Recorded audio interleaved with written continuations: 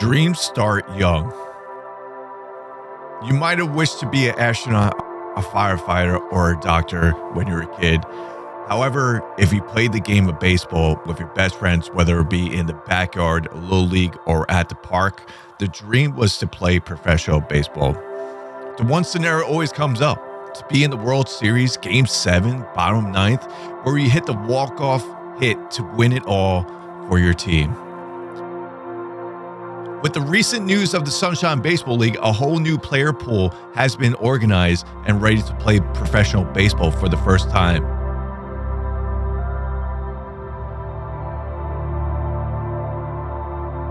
A chance to fulfill their dream.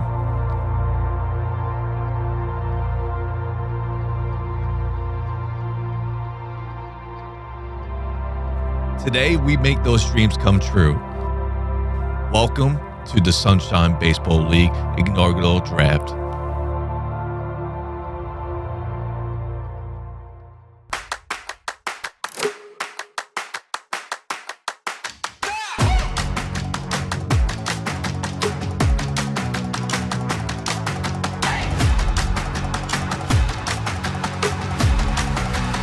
Welcome to the first SBL episode. This is where we're going to be covering all Sunshine Baseball League news, and today we got a special episode where we got the inaugural draft of the SBL. We have a lot to go over in today's episode before we get to the draft and get to see what teams choose what players in the new player pool that was provided from Chris P. Bacon. I am ready. I'm ready to get going. We got a special guest right from the start. We got Paul Sporer from Fangraphs. He's going to do a little recap of the SBL, what it consists of, and then look forward to today's draft and what to expect from this draft. So let's get to it. Paul, you take it away. The Sunshine Baseball League is aptly named because all games will take place during the day, as you mentioned, which means somebody who's working from home can stay dialed in on baseball all day. When the kids are let out of school, it's baseball all summer long. I'm also very excited by some of the new cities and states that are going to be represented. My very own Austin, Texas getting a team, Las Vegas, two states that are completely unrepresented in pro sports in Kentucky and Alaska are both getting ball clubs, which is remarkably exciting. But I tell you what, Scuffy, the thing I'm most excited for is this dispersal draft. SBL team owner Chris Bacon has got a collection of talent so vast that is going to go across these 30 teams that I just cannot wait to see the builds and how they go. Who's going to get flamethrower Rick Payne? What about PJ Kidd? He's got one of the best changeups in the game. Maybe one of those two is going to be throwing to Carlos Fuentes, the slick fielding, switch hitting catcher who decimates lefties but holds his own against righties and just plays some of the best defense in the game while being a great framer as well. So he's helping on multiple fronts. Paul Keyes, brilliant first name. He's a foundational center fielder who will be at the top of somebody's lineup, and so many more that I can't even get to right now. But the teams, the way they're going to be configured is what I'm excited to see. Is anybody going to go defensive heavy, power only, speed only, throw it back to the 80s, pitching heavy? What type of builds are we going to get? Are they going to be a lot of balanced teams? Are they going to be teams that are over-indexing on different skills? It's going to be really, really exciting to see how these 30 folks build their ball clubs. New teams, new parks, new players. It's going to be amazing, especially with you at the helm, Scuffy. I'm really excited to see what you've got with the SBL, and I can't wait for it to get started. Thanks, Paul. I appreciate having you on the show tonight, and I'm sure we'll see you down the line. I think it's finally time. It's finally time to get the first SBL draft underway, where we get to see all this new player pool going to 30 new teams, and then we'll cover the Las Vegas Aces, who we'll be covering on SBL tonight throughout this series. So let's get to it. Here it is, the first round of the SBL draft. The first pick of the draft for the Sacramento Pioneers is none other than first baseman Rex West. Quite the surprise here, thinking it could be a big starter, but the Pioneers get their offensive weapon with West. West has a lot of power both ways, including he could hit for average as well. He will be the middle of the lineup batter for the Pioneers for years to come. Second pick for the Virginia Beach Lookouts, we got starter Ethan Kinsler, and arguably the best pitcher in the draft, with his main pitching being screwball. Yes, you heard correctly. He has a 5 picks Mitchko on top of that, with 4-seam, 2-seam fastball, and a Vulcan changeup to go with that screwball of his. Ethan, only 29, will be the ace for the Lookouts for multiple years. Next up, we got Miami Tropics on the clock. We got speedster second baseman TJ Reed Jr. Reed is a switch hitter while at it, brings his glove, contact skills to the Tropics lineup. Also very versatile in playing in multiple different positions, including first base, third base, and shortstop. We'll be seeing Reed Jr. leading off for the Tropics all this year. Fourth pick for the Nevada Invaders, we got 6'2" hard-throwing righty Will Palmer. This starter pitcher can really chuck the ball, hitting 94 to 97 miles per hour, while also delivering a nasty splitter to catch batters off guard. We'll see a lot of batters striking out to big Will Palmer for the Invaders, and you're going to see a theme generating right now in the draft with a lot of starters already being taken off the board. The Vermont Maple keep the theme alive by taking another starter in the first round with Cole Robertson. He is more a traditional pitcher with a 4-pitch mix, 2 fastballs, slider, changeup. Although there was notes about how his control would be on the mound, he is without a doubt an ace. And now the Vermont Maple ace. We got a closer in the top 10 pick with Colorado Avalanche taking lefty Tyler Elliott, the top lefty reliever in this player pool, without a doubt. Elliott is an elite pitcher, and with being a closer and 4 top pitchers in this mix, yeah, you could pretty much say it's over when he comes on the mound. We go from a top lefty closer to the top righty closer, with Lane Wright going in the 7th pick for the OKC Tornadoes.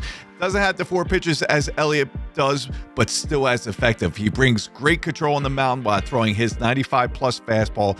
Look out for Wright when the Tornadoes are closing out their games. Our first catcher goes off the board with the 8th pick by the San Diego Admirals with Joaquin Marte, the best defensive catcher in the player pool by far. Not the best contact and has some pop to his bat, but where he excels is calling games behind the plate. This is the catcher to build your starting rotation with. The 9th pick for the Florida Suns, we see the 4th starter to go in the top 10 with Andy Sacramento. Sacramento is known for his big frame, sitting at 6'3" and 215 pounds, a good 5-pitch mix, and a little funky delivery of his. He is going to catch a lot of batters off guard with that funky delivery and striking out while being the top ace for the Suns. Finally, the 10th pick for the Nashville Stars, we got shortstop stud Howard Tompkins, the first shortstop off the board and a great all-around player. Hits for average with a decent amount of pop. Not the best defender, but will make all the routine plays. May see him transfer to third base in the future years for the Stars, but for now, they get their shortstop. Rounding out the top 15 picks, we see a lot more position players going off the board, with right field Colby Wellaford going to the Huskies, left fielder Isaac White going to the Devils, Paul Keyes, who was talked about in the pre-draft from Spora, will go to the Boston Irish. Might be a steal with the Irish grabbing the switch-hitting center fielder here. Third base Colt Snow going to Irish rivals with the Kings, and starter PJ Kidd going to the Buffalo Wings to round out the top 15. Here are the remaining picks of the first round you see here. Some notable players would be Miguel Cabrera. No, not that Miguel Cabrera. Going to the Detroit Daredevils. How ironic, right? Caden Drake going to the Las Vegas Aces and getting their ace.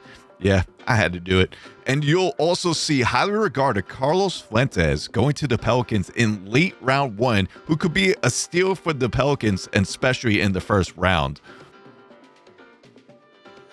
Now, you know I can't do the full draft. We'll be here for multiple hours. I want to go over the first round and then get to our team that we're following with the Las Vegas Aces. So let's look at the Las Vegas Aces roster a little bit before we get to opening day, which will be next episode. So I'm going to take a look here. We'll go to the lineups. We'll go to pitching rotation. Let's actually start with the pitching rotation. Pitching rotation, as we said before, Caden Drake was our #1 pick. But if you look right here, we got a nice 1-2 combo. First, let's look at Drake. We got the sinker, 12-6 curve, cutter, fastball, changeup. If I was playing DD, sign me up all day. Now, his H per 9 isn't as high as you want for an ace, but still that 92 break should be quite fun to play with. And his home run per 9 is actually pretty well with the 94. Now, we got Will Jacobs to be his, I guess, 1A, 1B, if you call it. Same here. He throws not as hard as Drake, but still he has that H per 9 a little bit higher. His control is not the best, but look at the break again, 99 break. It's gonna be a lot of fun to see how to pitch with this guy here. It's gonna be fun.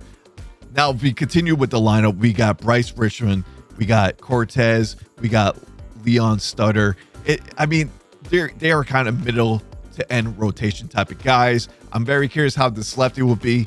He doesn't throw as hard. His H per 9 is not that great. I think we're going to be really relying on Jacobs and Drake.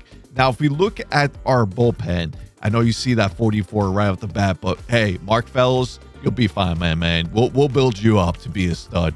And if we go down here, we have Justin Yeager. What a name, Yeager. I want to say again, Yeager. And then he has that, look at this, high velocity, 97 cutter. Very Kenley Jensen-like. And I'm very excited to see how he does for a closer role. We got a few other solid righties with Grace Jr., De La Torre, and a lot more that we're going to be trying out throughout the season.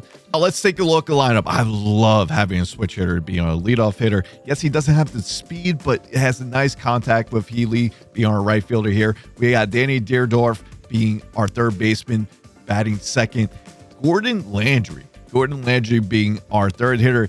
He has a little bit more speed. He might actually, I'm debating to move him up as the leadoff spot, which could happen before next video where I might tinker with this a little bit.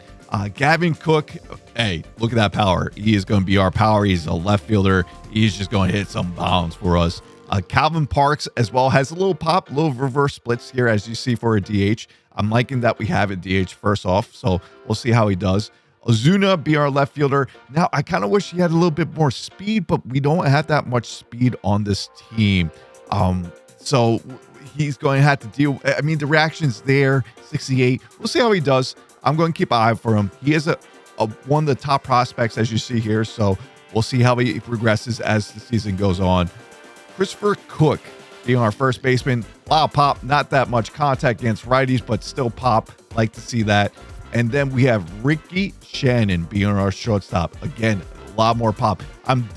This is probably not going to be the final lineup. This is the default lineup that once loading into the game after the draft.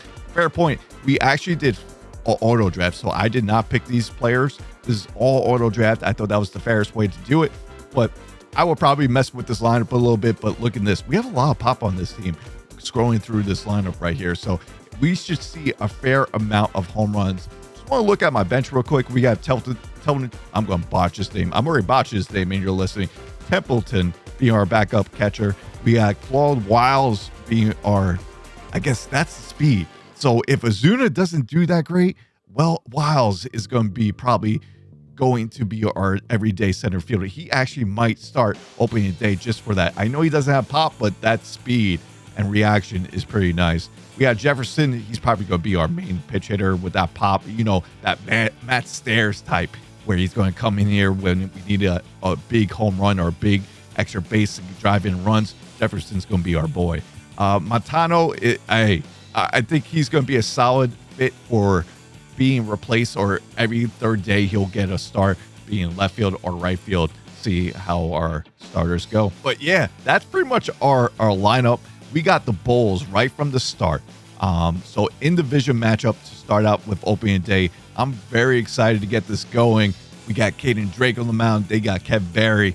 And next episode, we will be having opening day. And then that's pretty much when we get to think of things. We are going to go deep into the season as each episode goes. So be sure be sure to hit a thumbs up on this video. Be sure to sub to this channel if you haven't already, if you want more of this SBL content. But now we shift over to Las Vegas Aces content, and I'm very excited. So we'll see you guys on the next video. Hope you guys enjoyed today's video. If you're still sticking around listening right now, I appreciate you. And hey, just leave a like if you enjoyed it. So see you guys next time on the next video. Peace out. I am pumped, game. Absolutely pumped. Oh, easy. It's just how it is here, chat. Just easy. Andrew Jones, baby.